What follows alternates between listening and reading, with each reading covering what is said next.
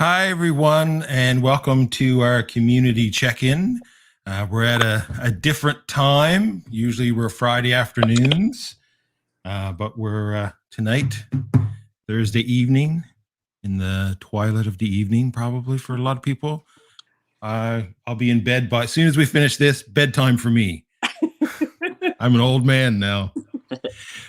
So I'm very pleased tonight to have a couple of really special guests. I've been really looking forward to this conversation.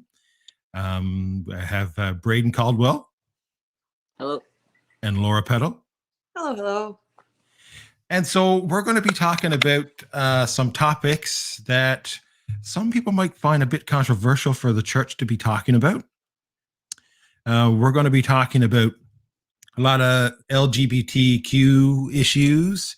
Brayden's going to share some of his experience about being trans and being trans in the church. And both Brayden and Laura are going to share some of their experiences about, their own faith journeys in the church and positive experiences and negative experiences and where they are now with all that stuff. I do want to do a couple of disclaimers before we get into our conversation. And so one disclaimer is this. This is not a debate tonight. We are not debating about the place of trans people in the church or the LGBTQ community in the church. This is not a debate about marriage equality, any of that stuff. If you're looking for something like that, I would suggest you go somewhere else. And actually, I'm going to be watching the comments on our conversation. If I see any negativity, any comments that might be offensive or hurtful to either Brayden, Laura, or anybody who would be watching us tonight, I will be deleting them right away.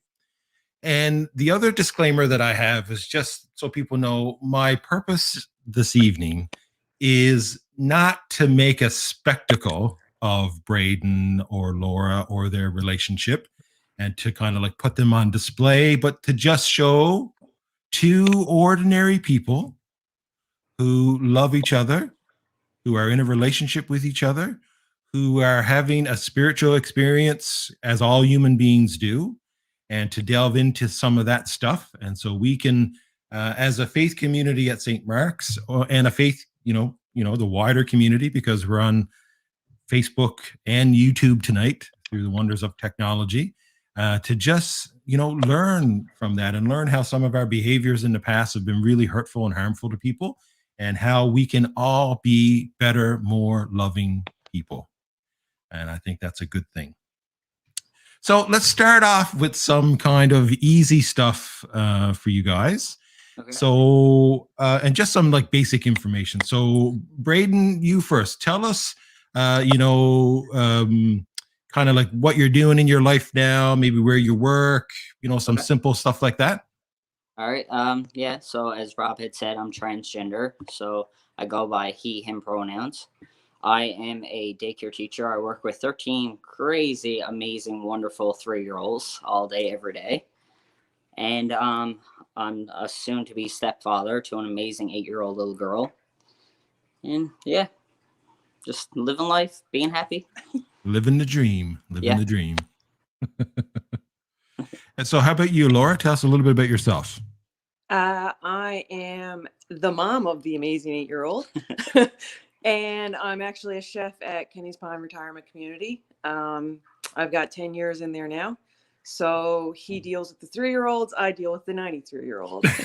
And I have 100 of them. So, but they're great.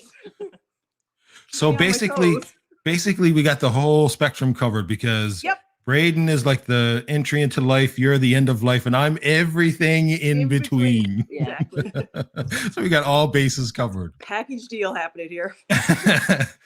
Okay, so we want to know. This is where you're going to dish. So tell us. This is the mushy part of the interview.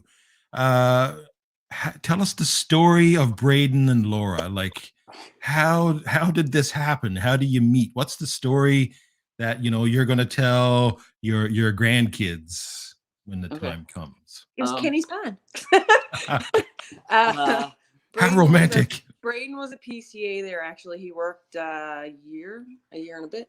Yeah. At Kenny's Pond. Yeah. And it was actually lunch break, so he was down by the lockers, and I came out of the kitchen, and we looked up, and there was that spark. Yeah. And that's literally. Yeah. So when you say spark, do you mean like static electricity or something, or? No, it was attraction right away. Yeah, it was like I felt like something was just pulling me towards her, and like just when I saw her, like when I looked up from my phone, because funny enough, I was texting my mom, and I was like, "There's a bunch of people in the break room. I'm kind of nervous to go in and make some new friends." And she's like, "Ah, go on." And I looked up, and Laura was there, and she was kind of peeking out, and all the girls were giggling, and yeah, and just seeing like how she lit up the room and how all the attention was on her. It was just like the confidence, and yeah, no, seriously, I was just very attracted to her, and I just wanted to get to know her, and I felt like something was just pulling me towards her. Mm-hmm. And so, Laura, what was it about Brayden that attracted you to him? I don't know. It was a smile, I guess, in all honesty. But then, like, once you actually start to talk to Brayden and you get to know him, he's such an amazing person and so easy to talk to and open up to. And at that point in my life, I needed that, because I had actually been suffering with a lot of depression that nobody really knew about at the time. And it was really hard to talk to anybody about it. But for some reason, I could open up absolutely everything to him, and he knew all. Yeah. Right. Yeah. And like for me, like I had built so many walls up from like after being hurt from past partners, friends, family. It was just like nothing could beat them down. But like anytime I would talk to Laura, it was just like there was nothing there. It was just me. And like she was able to look right through me and see exactly who I was. So it sounds like a pretty normal kind of. Yeah. Yeah. So to change gears a little bit now, and to get into some of the more theological stuff. Okay. So, Brayden, can you tell us a little bit about your experience as a trans person, you know, in the church or in like a religious community? Because I don't know, people who are watching, maybe they don't know this, but the church doesn't have a great track record when it comes to welcoming LGBTQ people in general. Yeah. And I would say, it's not my experience, so you're the one that would have to kind of verify this or not. It feels to me like even in a progressive church like the Anglican Church, yeah, we tend to pat ourselves on the back for, you know, for like marriage equality and that kind of stuff. But there's still, to me, seems like there's a bit of a block when it comes to trans people. It still makes people a little bit uncomfortable and maybe even a little bit squeamish, because we're afraid of things we don't understand. Yeah, right? Absolutely. So I want you to talk a little bit about your own experience in the church, because I don't want to say you go, you talk. Okay. So from a very, very young age, about 5-6 years old, I knew that there was something completely different about me. You know, being born a female at the age of 13, I came out as lesbian because I thought that's what it was, because I was very attracted to girls. And not so much from the church, but from people in my life who were religious. I got a lot of backlash from that. It was, you know, God doesn't make mistakes, you know, I've heard it all, like, you know. And so I did go to church when I was a kid, but at that point in my life, after coming out as a lesbian, I did shy away from the church because I was afraid of, you know, being rejected. And it wasn't until a couple of years ago I actually started to go back to church. But again, like, just from, what's the word I'm trying to find here? Like from family members and just bystanders in the street, like, you know, they'd always have their opinion on me. So it made it very hard for me to come out as trans, because I was even more so afraid of being even more so rejected. Yeah. And can you say a little bit, like you were talking about, did you grow up in a small town? No, I grew up in town.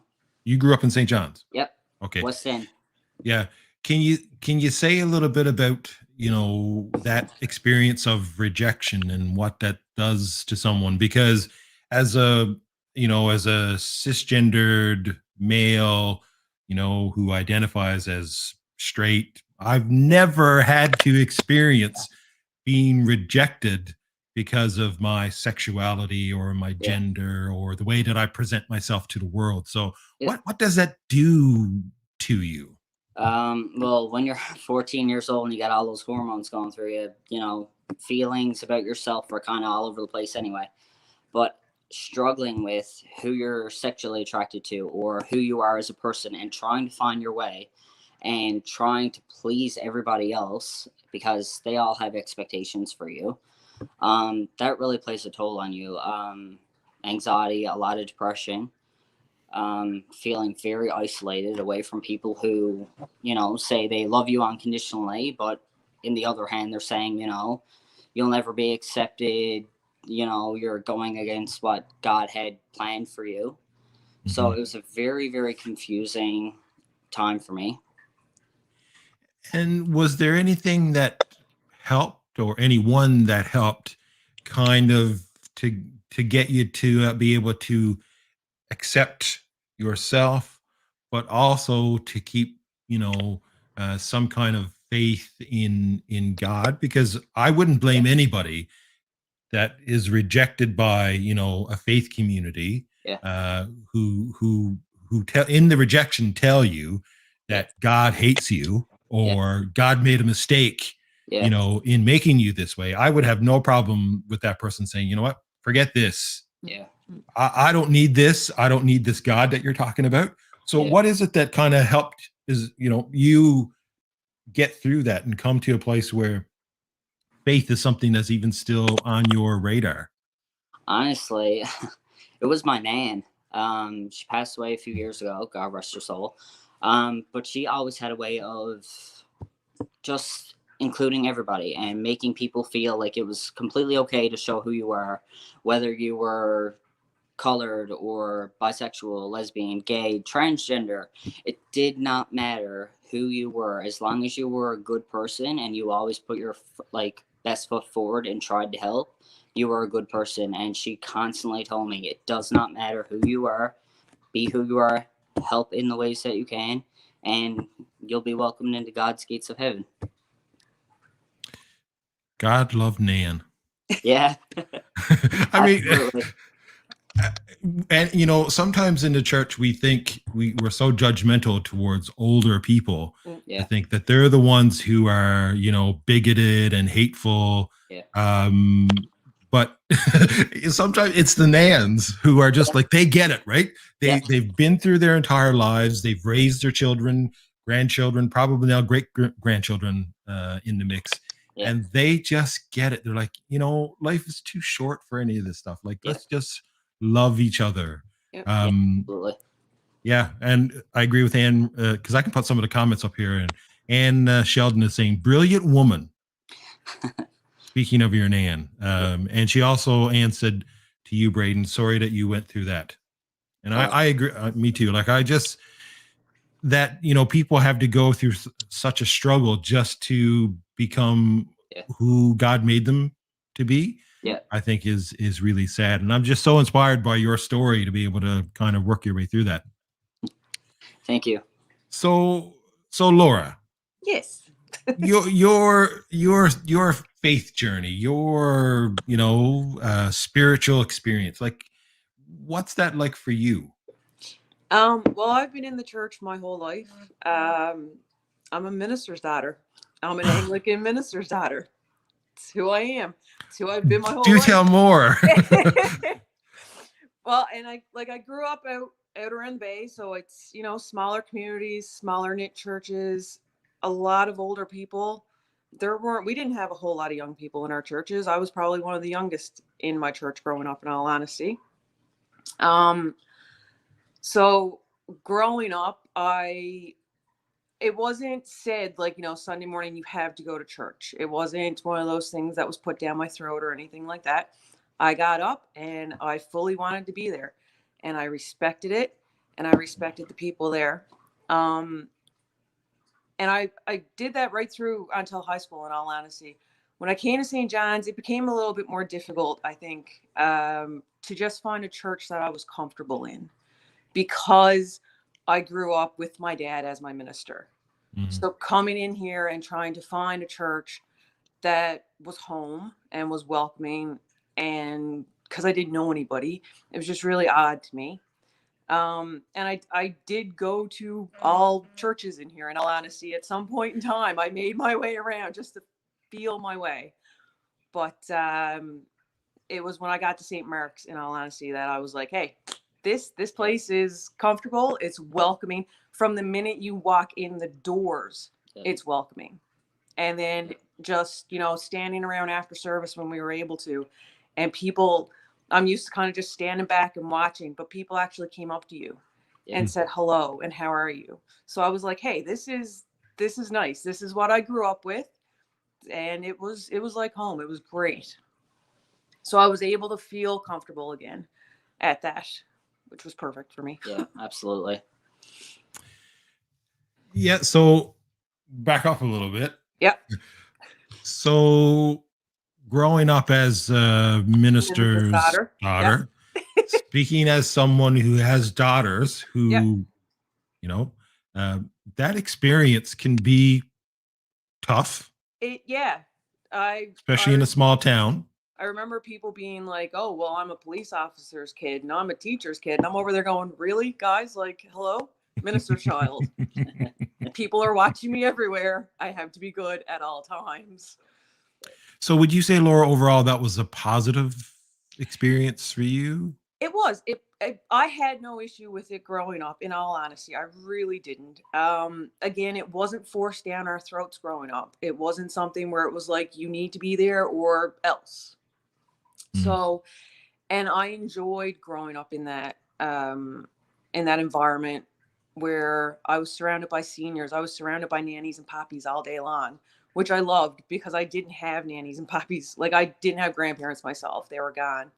So I had this, and it made me, well, it probably helped me to be where I am now in my career, working with my older people. But at the same time, I couldn't go down the street with my friends and be a bunch of hooligans because we were surrounded by our parishioners. Like, we lived, it's not like in here where, you live somewhere, people don't really know where you are. You have your own privacy, whatever. They knew exactly where we lived. We had a big sign on the front lawn for a little while that said Anglican Parish. Like, you knew where we were. So you couldn't hide. No, you couldn't. You really couldn't. So stuff like that was kind of sometimes difficult, but it helped me because I learned to be respectful, and it was something that I always was. I didn't go out and, cause crap on a daily basis. I had to be respectful for that. Yeah. And Laura, like, as Anglicans, we've been having conversations around sexuality and stuff. My goodness, I think it goes back into the 80s when we started having a lot of these conversations. So was there much conversation in your parishes? Because I know it probably wasn't one parish for you growing up.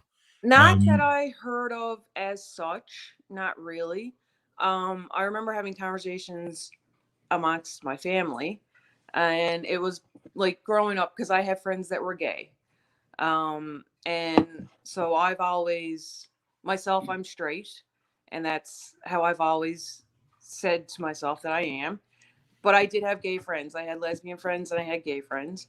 And so sometimes those topics would get heated. And then if you got on the topic of, marriage at that point in time, that would become heated. So I'd kind of have to walk away sometimes. Right. Yeah. And so, Brayden, your experience wasn't in the Anglican Church, am I right? No. And I don't want you to name the denomination or anything, but was it a more conservative tradition? Yeah. Yeah. And so was your family like really religious or semi-religious or? Some of them. Some people in my family were, yes. My mom, she was God lover. She always encouraged me to be who I was, Sometimes it takes her a little bit to come around some stuff, but she's by far one of my biggest supporters. Shout out to her. I love her. Wouldn't be where I am without her today and her support. But yeah, to answer your question, I had a lot of family members who were religious, and they had their opinions and their beliefs on what God wanted for everybody, including myself. And so, yeah, I'm going to ask you this. This is a question that I did not run by you first. Oh, okay. So,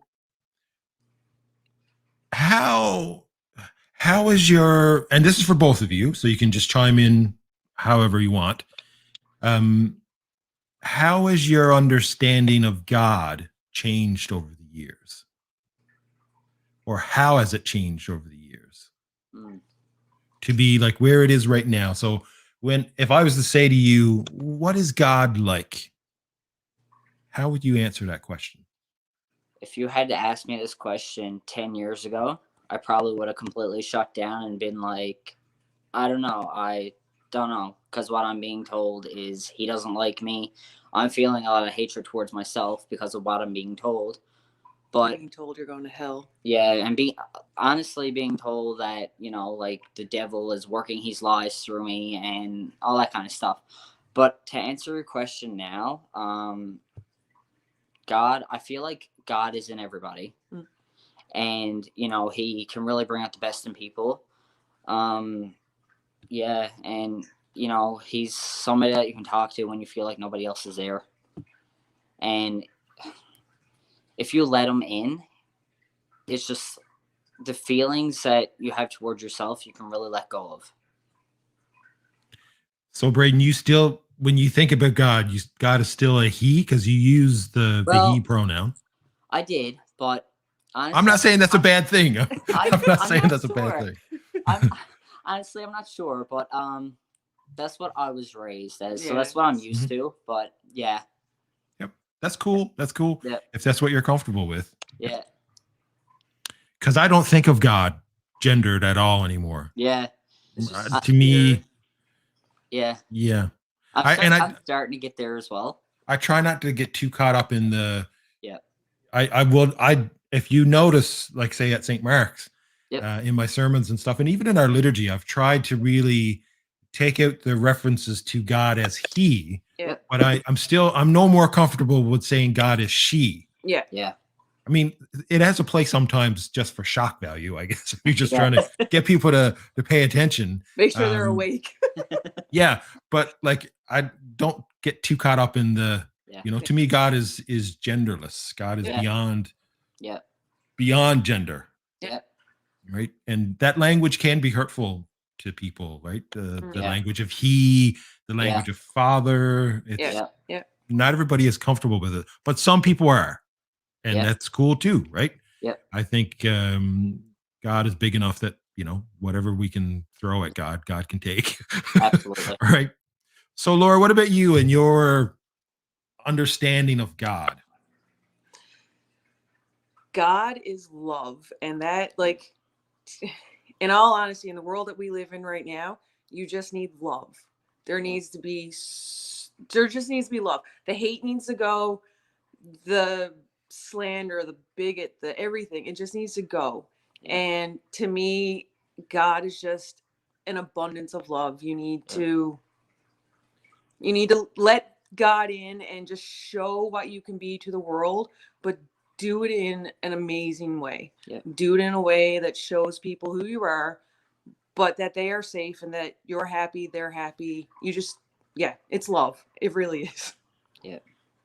Yeah, I've said before, I teach at Queen's College a little bit, and I've said to my class, one of the most radical concept about God that is contained in Scripture is what you just said. God is love. Yeah, that is a radical statement. It's a dangerous statement in a way because it's so uncontrollable. Like and religion has often been about controlling. Yeah. Right. And putting walls up around God and borders to say, okay, God is in here, not out there. Yeah. But once you say God is love, well, then you're letting it free. You're letting it loose to say, well, wherever you see love, Yep. well, God is there. Yeah. Right. And that still makes people really uncomfortable. Yeah. Right. Yeah. No, I don't like the whole, sin and hatred. And No. it's in this day and age, the age that we live in, with what we know and who we know, Yeah. you need love. Yeah. You really do. There's enough hatred in the world right now. People just need to spread more positivity and be there for each other. Yeah, I think if you to use the comparison like of a musical instrument like say a guitar, the church has been playing one note over and over again: Yep. sin, sin, sin, sin, Yep. sin, Yep. sin. And I'm not into the I'm okay, you're okay kind of stuff either, right? Mm. But my understanding of sin has changed too. That it's not so much about individual kind of like eating too much chocolate or Yep. the wrong kind of sex with the wrong person or that kind of stuff, but it's more about the institutional and societal Mhm. sin, right? Yep. Yeah. The sin that keeps people from being who they're meant to be, Yep. right? Yeah. To me, Absolutely. that's sin, right? Yeah. And sometimes the church can be the biggest perpetrator of that, Yep. right? Yep. So yeah, thanks for that. That was some deep theology. Good job. It's my mug. See, wait, here you go. See, Love there is all you need. I'm a Beatles fan. Sorry. I was going to say if that's from St. Paul. Uh-huh. So Brayden, back to you now. I want you to tell us where you are in your journey now, because I know just from conversations with you where you are with the whole transitioning process. So can you tell us a little bit about where you are? And I wonder if COVID has had any kind of impact on that. A little. Yeah. Okay, so I've been on my hormones for 5 years now. Wow, 5 years. And yeah, everybody for the most part has been very accepting, very supportive. I'm still waiting to get my top surgery, and unfortunately, due to COVID, I'm a little bit uneasy with traveling because I wouldn't want to risk getting my family sick, and having to isolate and then heal by myself. So until COVID is over, I'm just kind of putting surgery at a standstill, just keep everybody else safe, and it gives me a little bit more time to get mentally prepared for it. Mm-hmm. Yeah, and we don't, the spin-offs of the impacts of COVID, right? They're so far-reaching, and you hear so many stories of people like yourself that these things that are really important to you that have to kind of get put on hold for a different time. So this, just because I know some of the stuff that you guys have been doing, this whole thing is not going to be cheap for you. No, not quite. Right. I know you've been doing some fundraising and that kind of stuff. If you want to talk about that, maybe we could get information out to people about how they could help you with that. Oh, so we have tie-dye for top surgery happening. My basement sink is slightly ruined from dye, but that's okay. Anything you want tie-dyed, you message us and we will do it for you. Do it. How about clergy vestments? Sure. Bring it on. That'd be a big undertaking. You get a big tub for that. I've done an entire quilt set so far, so bring it on. Curtains, quilts, socks, underwear, t-shirts. We've got a pair of pants Reagan wants done. So yeah. So, like, you have t-shirts that people can purchase? We have a Facebook page, and it is tie-dye for top surgery. Yeah, tie-dye for top surgery. Any of the patterns that we've figured out and done, we've posted pictures, so people can message us through there and tell us your colors. If you see a picture on the internet that you like, send it to us. We can figure it out. Yeah. Okay, so what I'll do after we're done here is I'll make sure to share that because I think I'm a Yep. part of that group. I think so. Yep. Yeah. And I'll share it on my page, but I'll also put it on the St. Mark's page Yep. Okay. for people that might want to help out.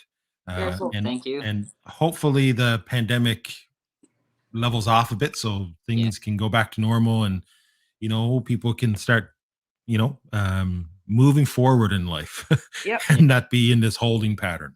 Exactly. Yeah. So my last question to both of you is to kind of circle back around again onto the whole faith thing and the church and Yeah. um if you could say one thing to the church. Yeah. I don't necessarily mean St. Mark's because you talked very Yeah. positively about St. Mark's. Yeah. But if someone is watching this, who goes to church and wants to be an ally, to be supportive, what's your one message that you would want that person to be able to take back to their church? I don't know if I'm going to word this correctly, and you can help me out if you want to. Don't worry about that. Don't worry about wording. But take me for example. Instead of looking at me like a trans man, look at me like a person. I have feelings. I have interests. There's people I love, people who love me. Get to know me, before you judge a book by its cover or, throw all the stigma with being transgender because, a lot of people don't understand it. And, if you have questions, ask. Thank you. Yeah. Yeah. Yeah. Education. It's education. It's not, don't stay in your own little bubble where you don't understand what it is. Yeah. Ask, learn. Yeah. And I find too that people are curious. Yeah. And sometimes they're afraid to ask. Yeah.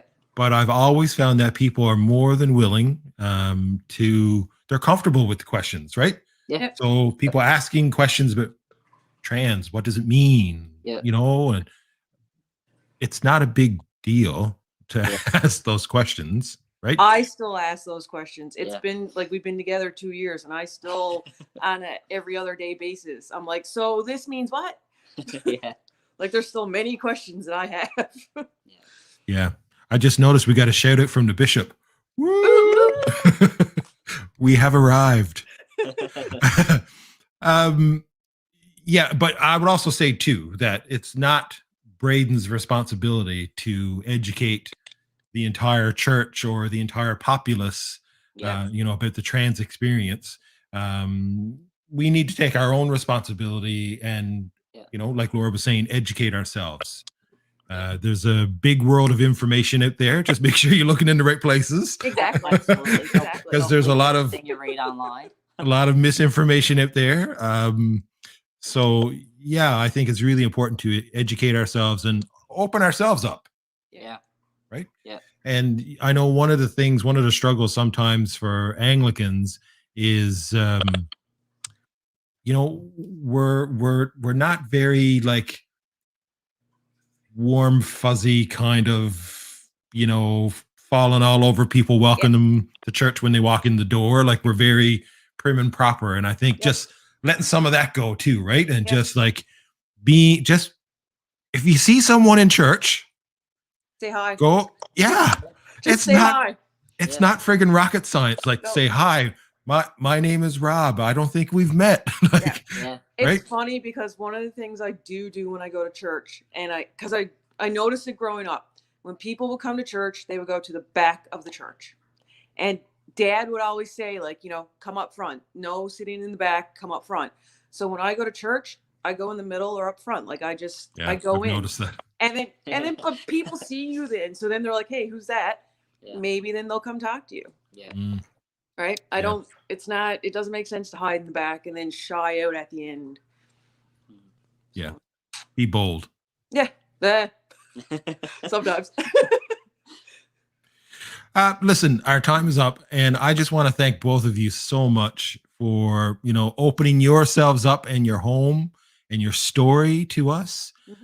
We appreciate it. We love you guys. And Again, just thank you so much for just sharing a little bit of your lives with us, your experience with us, and for helping us to be better. Anytime. Thank you Better for having us. people, better Christians, better followers of Jesus. Mm-hmm. I think is really important. I always end these things with a prayer. So is that okay if I do that this evening? Absolutely. Okay. The Lord be with you. Also with you. Gracious God, we give thanks for this big, beautiful world that you have created with such diversity and so many different expressions of life and love. Give us the courage and the wisdom to celebrate each and every one of them. We thank you for Brayden and for Laura and for their lives and the witness and the light that they bring into this world and into our faith community at St. Mark's. I pray that you would continue to surround them with your love and that you would draw people to a more loving expression of what it means to be a follower of your Son, Jesus Christ. That our churches would be open and welcoming of everyone, regardless of their background, regardless of their race, regardless of their sexuality or gender, anything. We would just open our doors and our arms and love people. And we pray this in Christ's name and in the power of your Holy Spirit. Amen. Amen. Again, thank you so much. God bless, peace, and thanks everyone for joining us. This was a great conversation, and I'll make sure to share that Facebook page so people can help out if they feel that they want to. Thank you. Take care. Good night, everyone. Peace. Good night.